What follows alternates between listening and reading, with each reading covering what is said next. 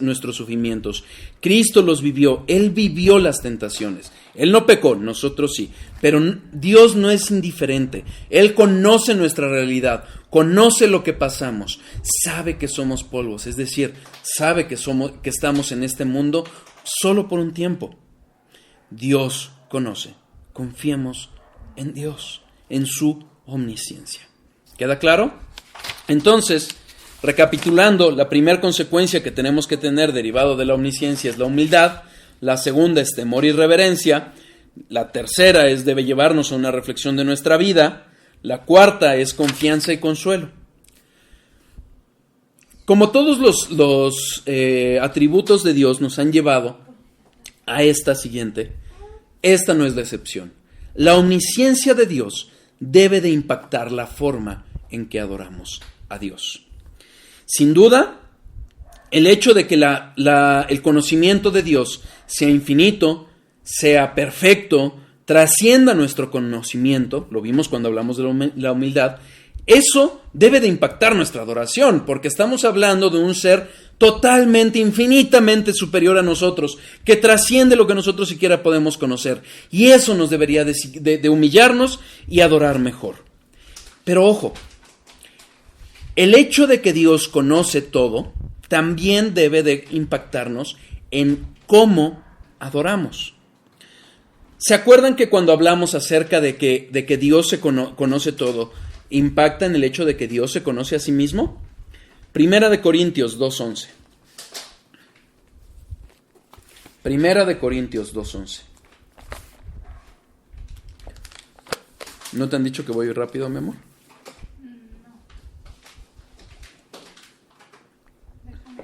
Sí. Primera de Corintios 2:11.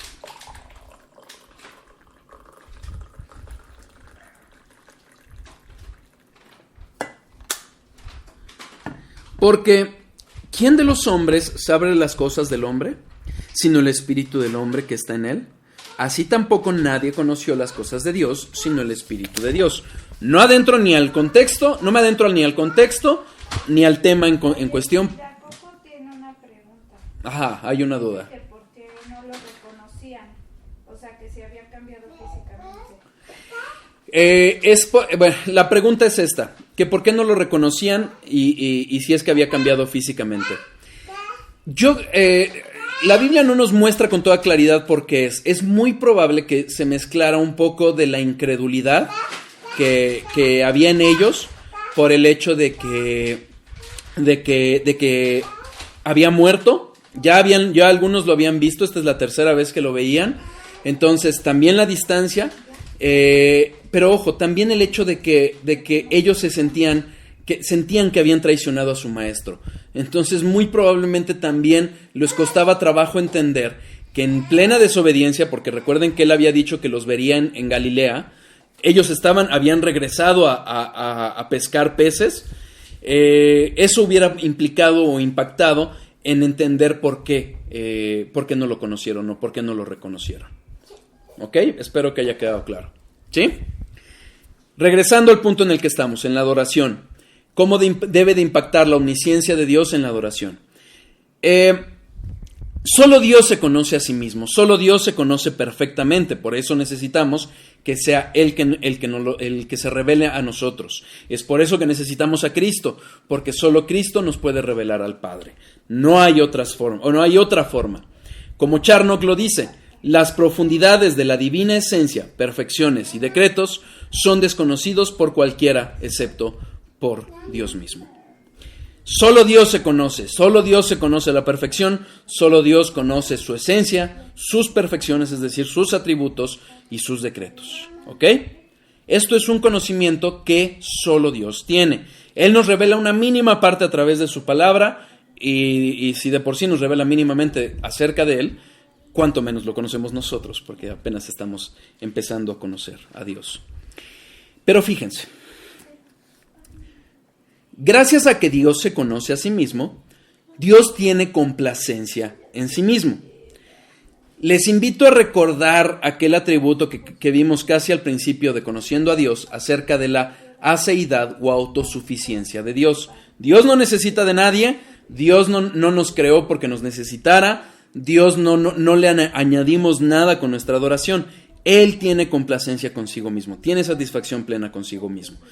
Pero ojo, no solo tiene complacencia consigo mismo, sino que porque se conoce, y porque se conoce perfectamente, y conoce sus atributos, sus perfecciones, su justicia, sus decretos perfectamente, Él sabe perfectamente aquello que le complace.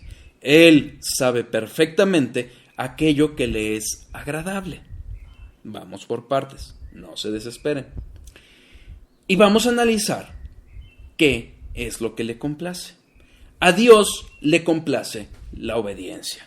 Primera de Samuel 15:22.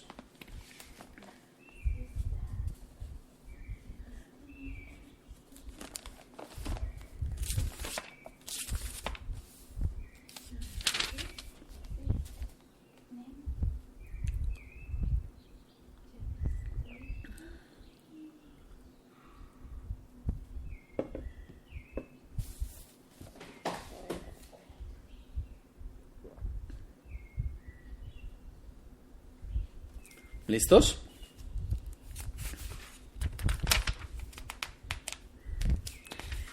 ¿En qué contexto estamos?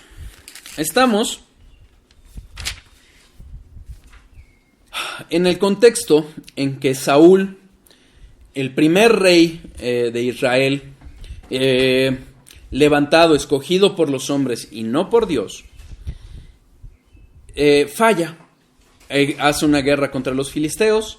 Dios le ordena que mate a todos los filisteos y que no se lleve nada del tesoro, y Saúl desobedece.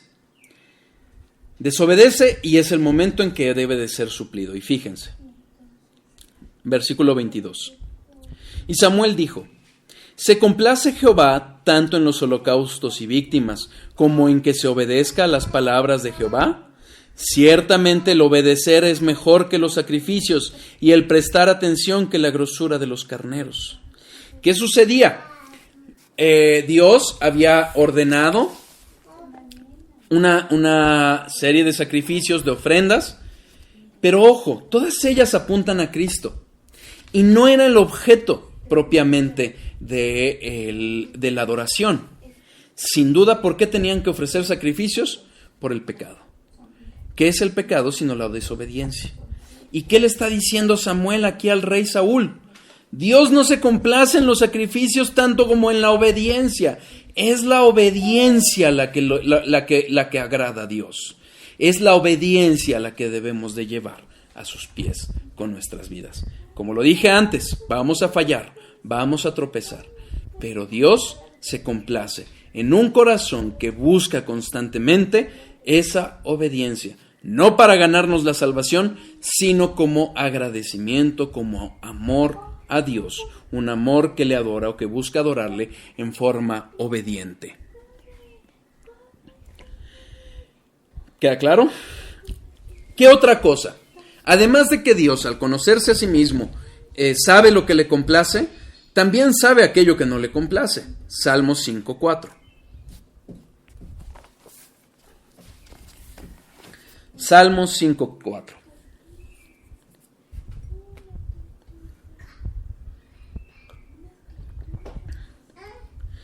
¿Alguna otra duda, mi amor?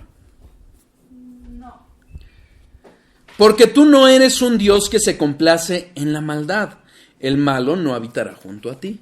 La maldad no le agrada a Dios, la maldad desagrada a Dios.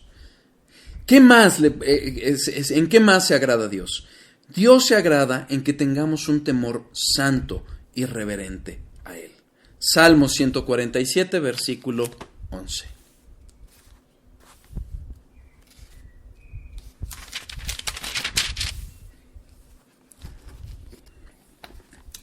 Se complace Jehová en los que le temen y en los que esperan en su misericordia.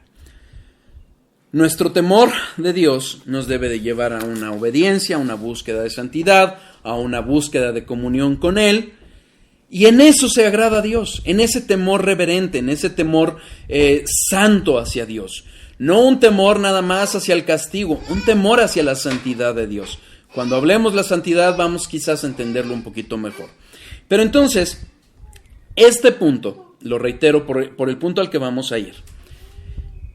Dios se conoce a sí mismo. Dios, al conocerse a sí mismo, se complace en sí mismo. Pero al conocerse perfectamente y ser el único que se conoce perfectamente, sabe aquello que le complace. Le complace el temor, le complace la obediencia y no le complace la maldad. ¿Ok? Gracias a eso y por causa de ello, Dios determina cómo y de qué manera adorarle. Hoy tenemos un gran movimiento carismático pentecostal en que buscan agradar las emociones, los sentimientos, en que buscan agradar al hombre y no a Dios. Y debemos de preguntarnos, ¿es eso lo que le agrada a Dios? ¿Cómo debemos de agradarle? Vayamos a su palabra. Solo su palabra nos va a indicar el carácter de Dios y nos va a indicar cómo debemos agradarle. Primero, debemos agradarle sin imágenes. Éxodo 20, versículos 4 a 6. Éxodo 20, versículos 4 a 6.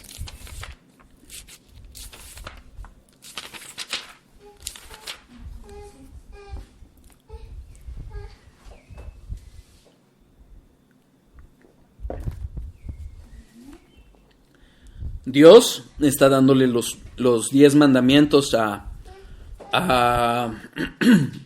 Moisés para su pueblo. Y está este segundo mandamiento que desafortunadamente es olvidado por muchos, incluso cuando hablamos nosotros de Dios es espíritu, nosotros incluso mismo hacemos una ofensa a Dios cuando hacemos imágenes de Dios en nuestra mente y en nuestro corazón. Éxodo capítulo 20, versículos 4 a 6.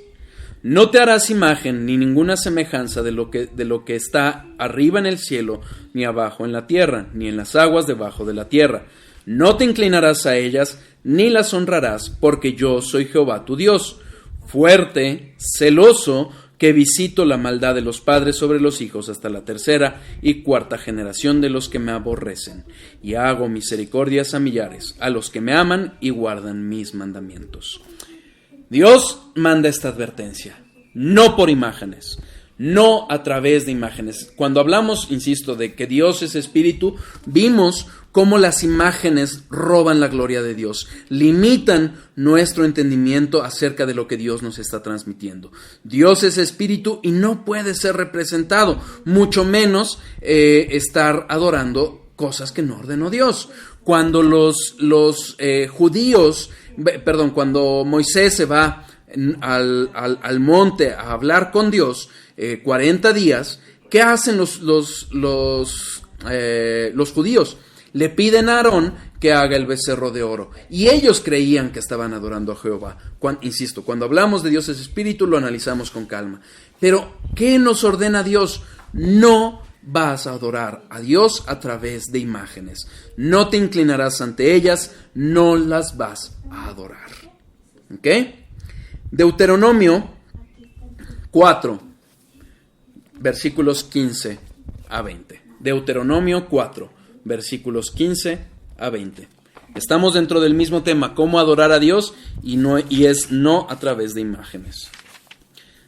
Recordemos que Deuteronomio es un libro que escribe Moisés en casi la totalidad del libro, a un pueblo que no había experimentado las maravillas que habían visto sus padres en la tierra de Egipto. Entonces es una reiteración de todo lo que deben de hacer y lo que no deben de hacer.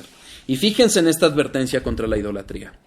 Guardad pues mucho vuestras almas, pues ninguna figura visteis el día que Jehová habló con vosotros en medio del fuego, para que no os corrompáis y hagáis para vosotros escultura, imagen de figura alguna, efigie de varón o hembra, figura de animal alguno que está en la tierra, figura de ave alguna alada que vuele por el aire, figura de ningún animal que se arrastre sobre la tierra, figura de pez alguno que haya en agua debajo